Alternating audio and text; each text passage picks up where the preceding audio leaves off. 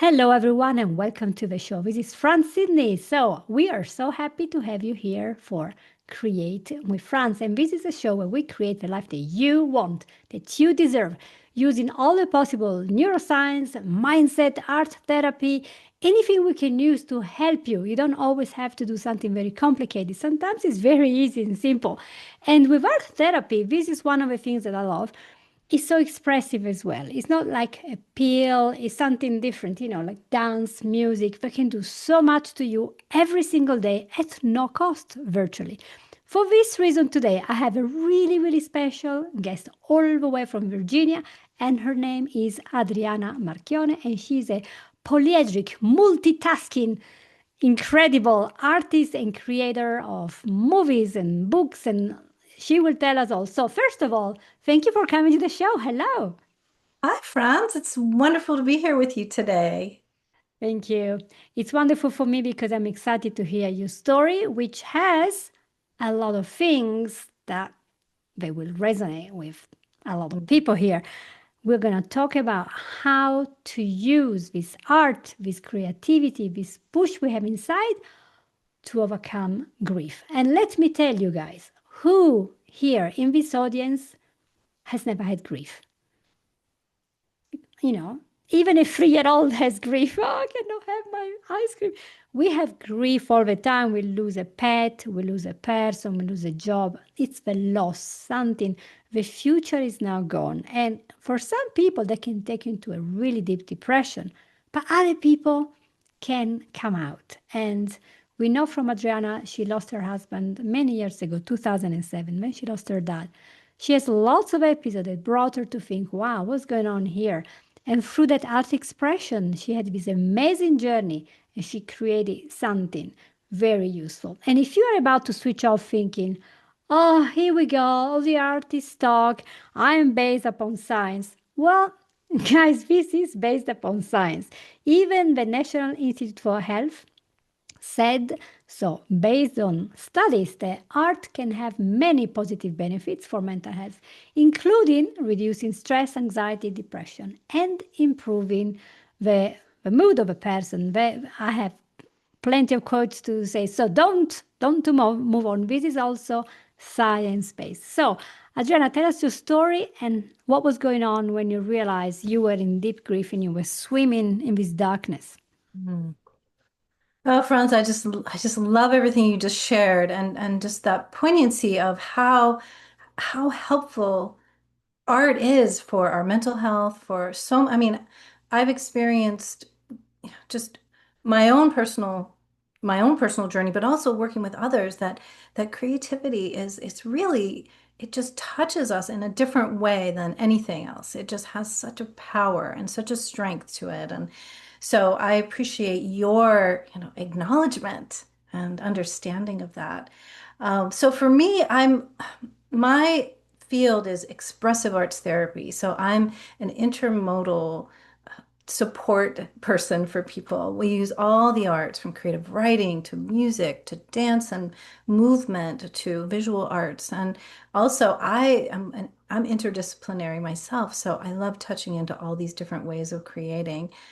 And I started my journey as a photographer. I went to art school and I was really passionate about using art as a tool, mostly just because I wanted to document things. I wanted to explore things. Was very curious. And I also struggled with my own mental health as a younger person. So I think art really became a conduit for me to express myself in certain ways and understand who I was.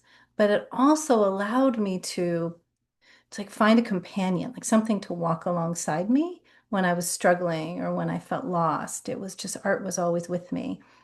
And eventually, through lots of twists and turns, I actually ended up in recovery from alcoholism. So I was, in my mental health struggles, I was using alcohol as a means to support my own, just coping. It was helping me cope with life.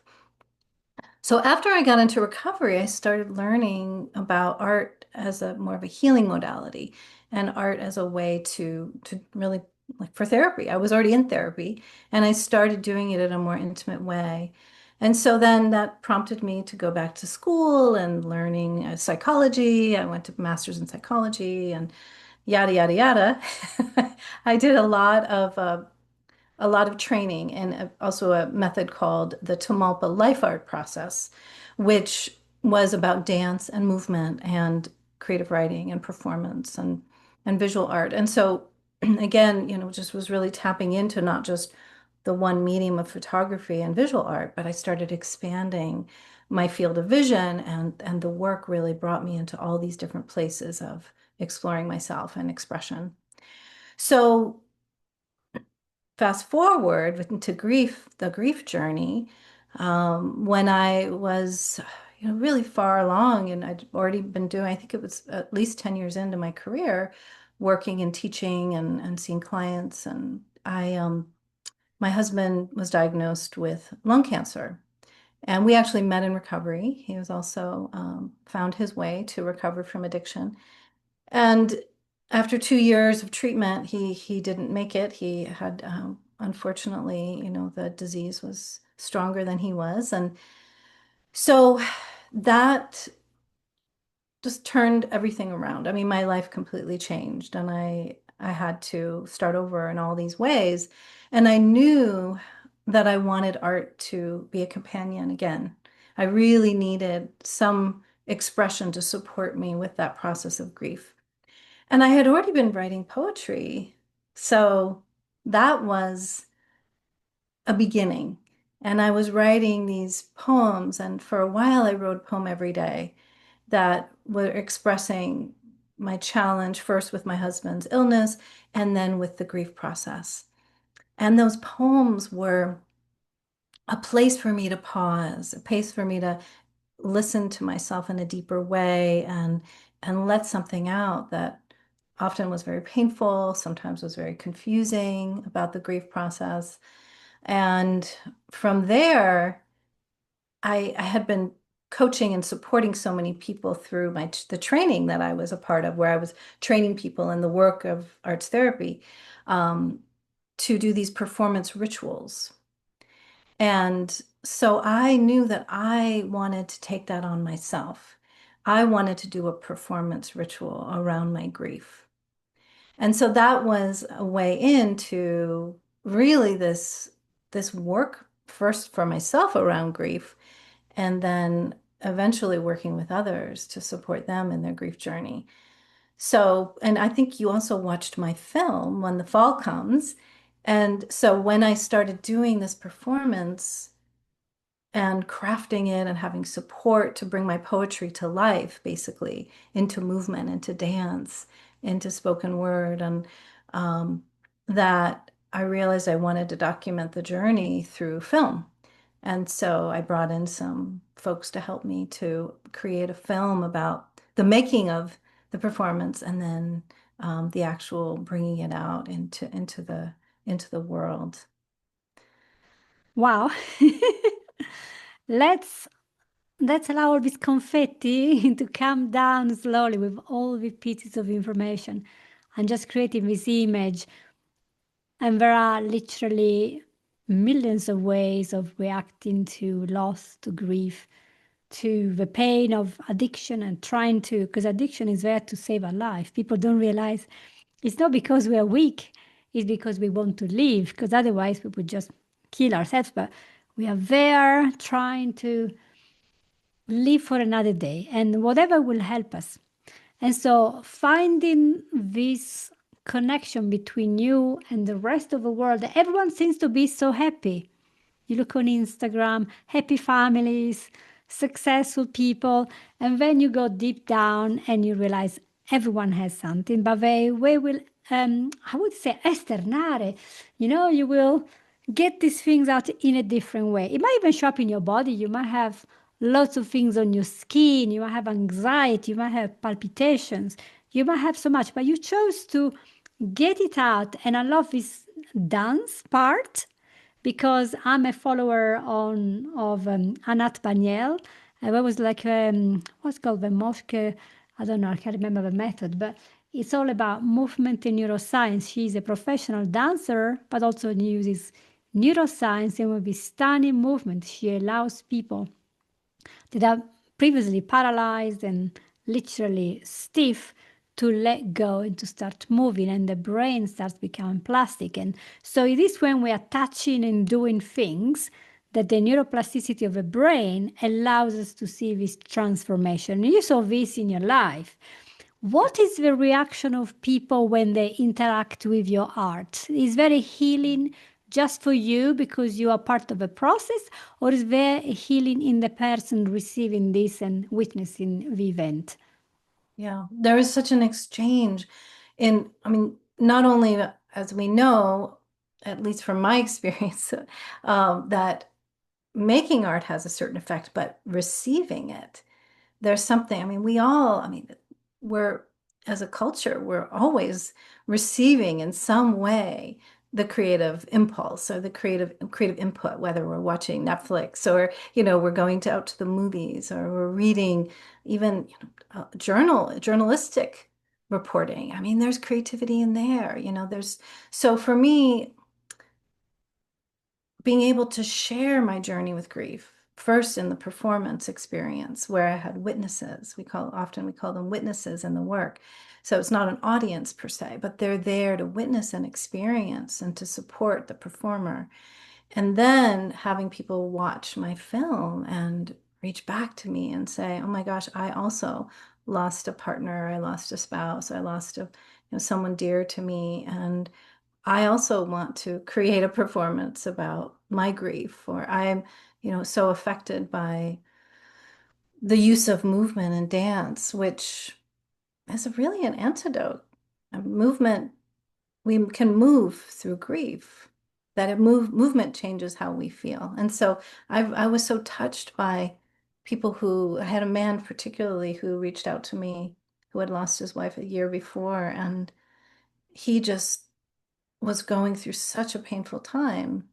And so when we started working together and I started supporting him to find letters from his wife who had passed and also find movements to accompany some of the pain that he was experiencing. Just those moments are so precious. Those moments make it all feel worth it to go through it myself. Absolutely. How are you feeling now after being many years on this journey and after connected to so many people at different level? What's the difference in your life because you are doing this, holding the hands of so many other people? Yeah.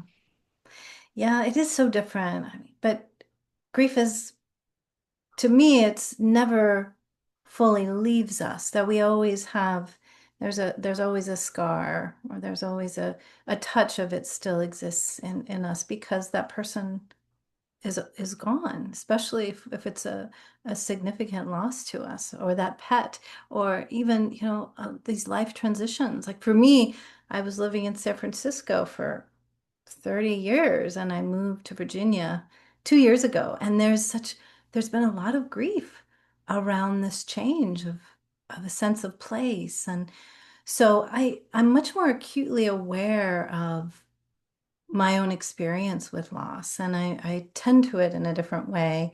But it doesn't have that same intensity as at the beginning, kind of the shock at the beginning when I lost my husband or when I lost my father. Like it just felt like I was put into this, I was swimming in the deep waters all the time, just trying to stay afloat. But now yeah, it's gentler. It's gentler, but I do feel very I feel so much. I mean, I think I just feel so much because I'm a sensitive person, but I like to tend to it because I feel like it's an important part of who we are. I think you touched a very important point because the aim shouldn't be to totally wipe off the memory of the event because that's really not useful, because that is what makes us human, to feel happiness, feel pain, to have memories, and to think back and to long for something. For those who are spiritual, they hope to see the person again in another life, in the next world. For other people, think, oh, maybe it's just a vibration. I think that the hope is a great thing, But in the end of the day, as long as we resort to, you know, alcohol or drugs or vaping, I don't know what exists there because I'm not one that tried them, but we are trying to numb it completely. But the idea is to navigate it more than erasing it. Isn't that quite a subtle thing? I mean, having studied psychology, the brain can change to accept and to move on to a point, but we still have the loss. I mean, I lost both of my parents. My mom died 1998, so that's a long while. I still miss her just the same, but I have moved on. But sometimes I cry, oh, I really miss her, because we're human. Why shouldn't we Yeah, and deserve it? right, and what you said about how do we navigate it rather than numb it or try to escape from it. And I think we live in many ways, especially in Western society, in a culture where there's just keep going, just keep moving. Don't stop. We have so much to do.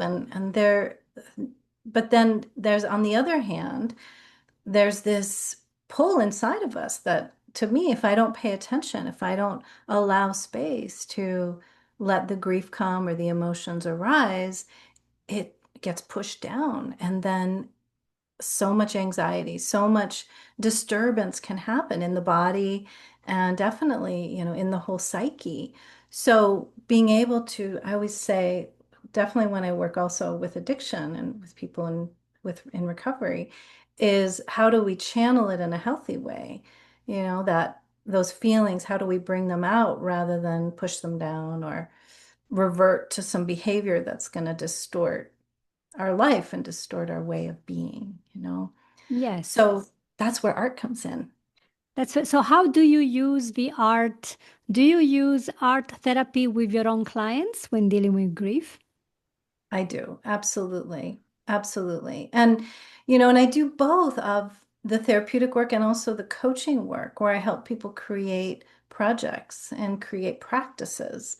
And so when we something as simple as take time out a few times a week to put on a song and just find some movement, find some simple movement when, to be with the emotions of grief. So it could be something like that. Or in session, I'll have people do a drawing or a sketch or create a little sculpture that represents the person they've lost, possibly, or that represents their own emotional landscape around the grief. And so that they have a place to put it or experience it that gives them some separation, some distance.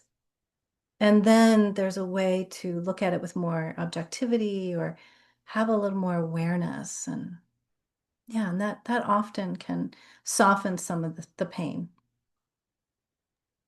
Yes, that makes sense. And I think it's a gradual process.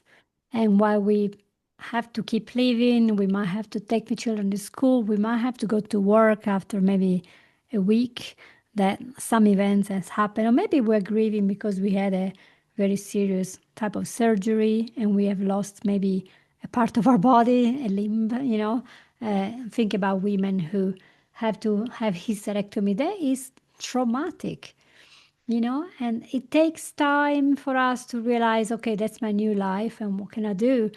And so sometimes I think our society is always running to do things faster and faster to achieve, and we might have impression that, oh, how come, it's been 2 weeks, I should be well now. Well, who said? you know and I think that's why the arts bring this slow movement, a bit like in the Italian slow food movement, when you're like, okay, can we just enjoy every small moment and take it easy, and then go back to the grief and analyze it a little bit. What does this mean for me? And then I'll talk about it tomorrow. I know some people that lost a very young child and they built a little memory garden in their little backyard. They say, okay, this is to remember Johnny who passed away as a baby, because then we have a place where we can, it's not like a cemetery, it's actually a place of joy, the things he would have loved, the things. So there are lots of different ways of dealing with this. And I wonder if you have any final thoughts maybe even some specific tips. If a person has this grief now, what are they to expect and what can they do now this week to start feeling a bit of a lifting? We're not saying all out, but lifting a little bit so we can eat and go out and breathe. Because some people can't even breathe anymore. The grief is here. What do you suggest?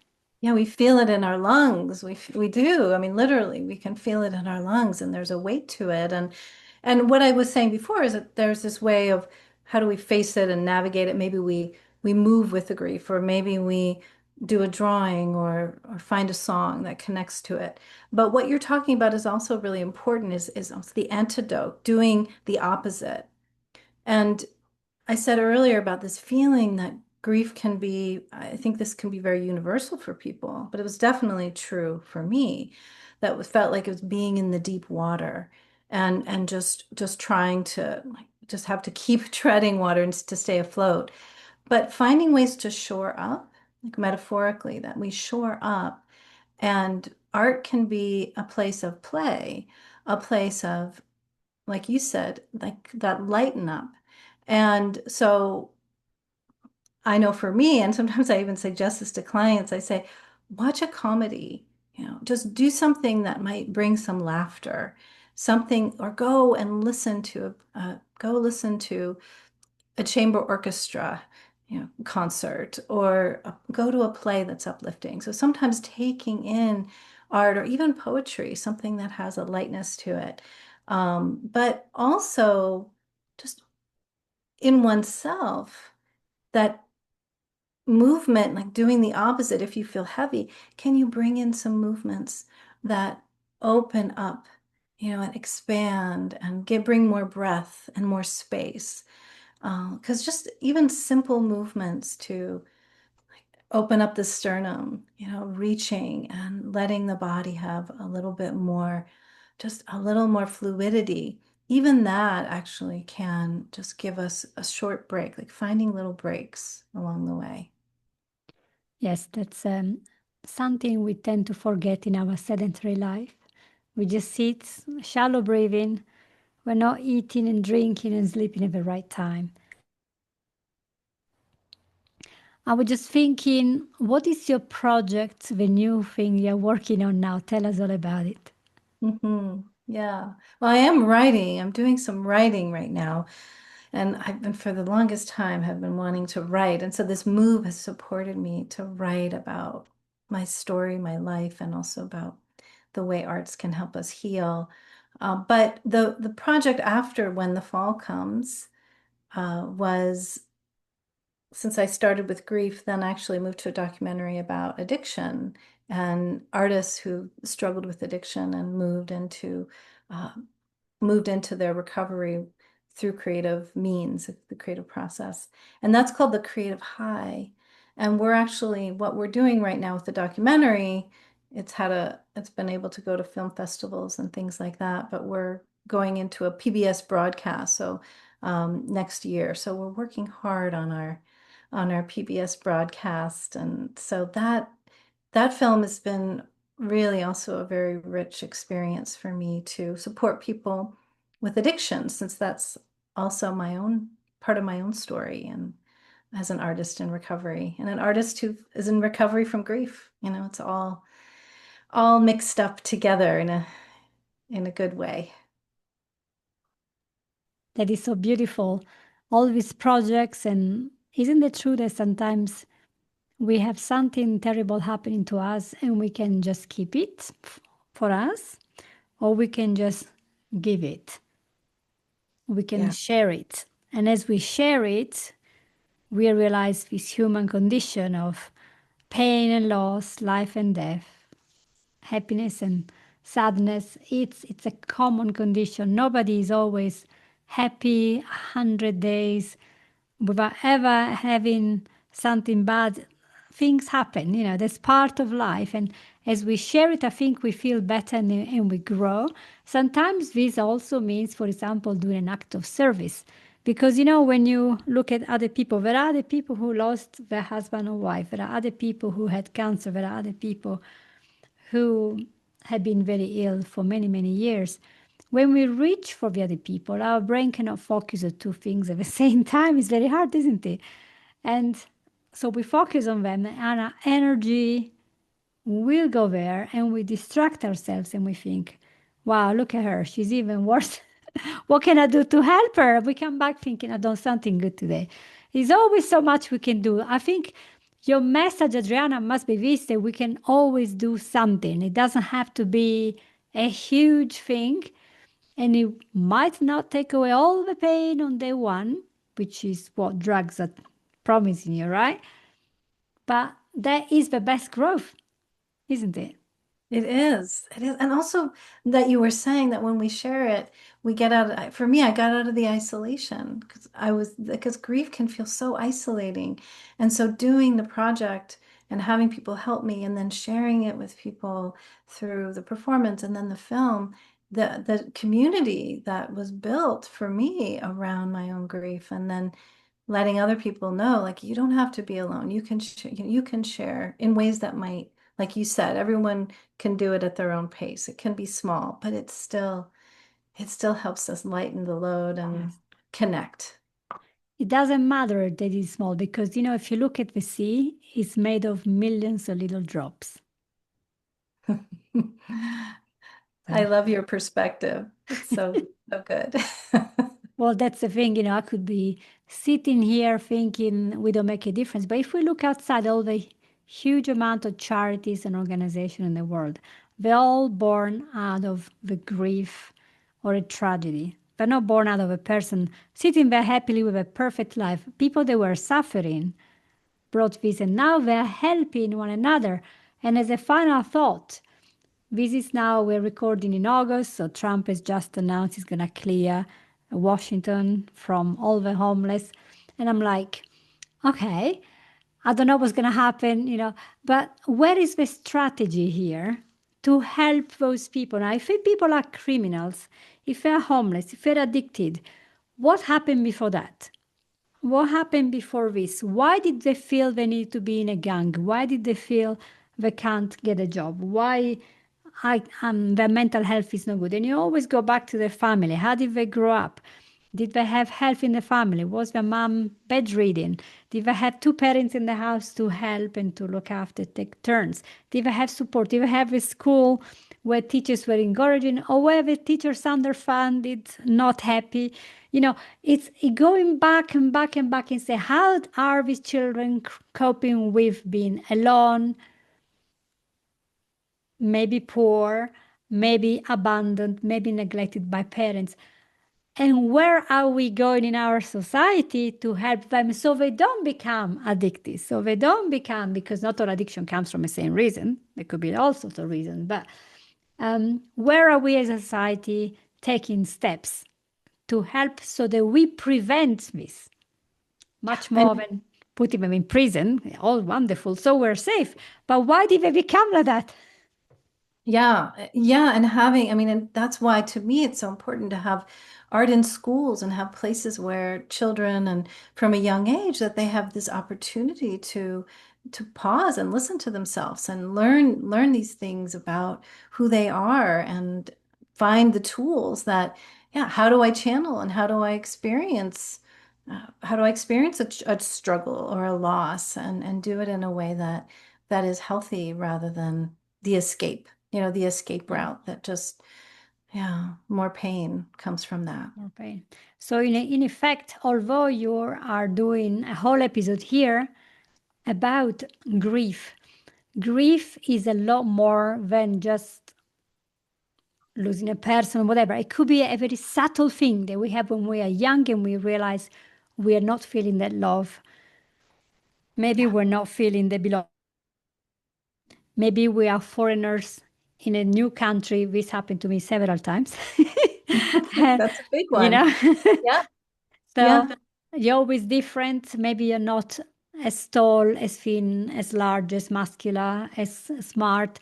Maybe you're comparing yourself. You look at the Instagram things, all these women with these shapes, you want to be like that. And maybe you think, well, I'm not such a big, well built up guy. So maybe I'm not even a guy. You just get so confused. Why? We're supposed to be like this. And that is grief to feel that we're never enough. It's a terrible grief. Yeah, and transition, I mean, any transition like you're talking about. I mean, any transition that we experience. And some people are going to be also a little more attuned to it than others. I work with a lot of creative people who are very sensitive and they feel change. They feel the change in a significant way.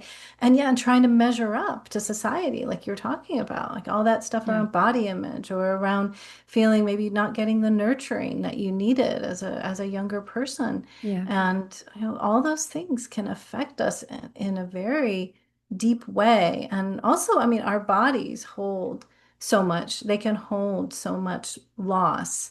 And to me, that's part of why like art and movement, it helps to get things out. It helps us to create more space for the life force or however you want to call it, just for the true sense of who we are to come forward. Indeed. And I always think there was somebody who said the body keeps the score. Who was Mhm. that? Can't remember Yes, the that's name. Basil van der Kolk. Him. There we go. That's why I can't remember the name because it's too hard to pronounce it. The body keeps the score. We have to treat it well. But if we don't know how to treat it well, how to breathe, and if we keep everything inside, as we teach, especially to men, I don't know why, but a boy cannot cry. I mean, and if he cries, he's a sissy. I mean, no, we all have emotions. Being sensitive and emotional is not just in the realm of women. Being kind, it is not just for women. If you are feeling that you are kind and sensitive, that makes you stronger because you Yeah. embrace the humanity. Yeah, yes. And then also, and just as you were saying about the nervous system too, that if we're attuned to and I know you've talked to people around anxiety and around the nervous system functioning, but to me, art and creativity and being able to be in our bodies in a certain way, like have that attunement to ourselves, that creates a much more balanced and regulated nervous system. And then that also helps us move through grief. It helps us tolerate emotions so we don't do things that are destructive to our bodies or our minds. And yeah, those tools are, to me, I wish also those tools, those nervous system tools Mm, would be taught earlier on as well. absolutely, including gardening and being in nature. Yes. Yes, yes. They're free. Even if it's only rocks outside of your house or maybe cement, there is always something you can do. And, let's be creative. Let's think about what can I do today to make something a little bit more joyful instead of just sinking into this despair. And despair can be just not getting along with your brothers and sisters, not having good friends at school. That can bring you down. So grief is a lot more than the loss of a loved one, although it is a massive, massive pain. But there are lots of stages and it might build up. Don't let this build up. Let's build up life and let's walk into life and art therapy, nature, caring for others as well, caring for ourselves. These are very important steps. Ah, that was so good. I enjoyed myself. I want to thank you so much, Adriana, for being with us today. It was excellent. Thank you so much, Franz. I'm so delighted to be with you and also love the trajectory of just coming back to this point here at the end of finding joy despite it all, finding these ways for us to, I know for me, it's like you just mentioned gardening too, and I just picked um, a whole bunch of herbs like Thai basil and parsley and I actually did a post about it today. Just like there's something so simple about it, but it's just delightful to have these opportunities to touch base to like our senses. So Yeah, thank you for your perspective. thank you. You have so much to give to our audience. We could be talking for 5 years because, yeah, how about this? How about that? But guys, I want you to look up all the links that I'm going to put in the description of this episode so you can reach out and find out what Adriana Marchione does. Or I have to remember her surname is pronounced differently by other people. How do you say it here in the States? Oh, it's so sad, Franz. It's so sad. It's Italian, and I say it Marchione because that's how I grew up because they wanted to acclimate us acclimate the family to the American way of life. And so that's how it was pronounced growing up. But yes, the way you say it is actually correct. Marchione. Marchione. Yeah, Marchione is a big thing. Which part of Italy was that? Do you So remember? it's Sicilian, but also I'm some part Roman too. Roman from the Okay. Roman, yeah, near Rome, Yeah, but that's fun. It's, Sicilian. it's a bit of a mix in there, and you bring all this and all the love for the nature that we have in Italy. And hopefully everyone loves nature, and it's one of the easiest and cheapest way of getting in touch with ourselves, to just be around, look at the bird and say, look how happy the little guy is, you know? So thank you again for being with us and you guys listening to this episode. I really hope you found lots of treasured information and hope for the future. And I hope you can take care of yourselves now. So maybe you want to share this episode with somebody else and subscribe so that this show can be more visible to a larger audience so we can continue to grow. Thank you so much, everyone. I'll see you all next week. Bye bye.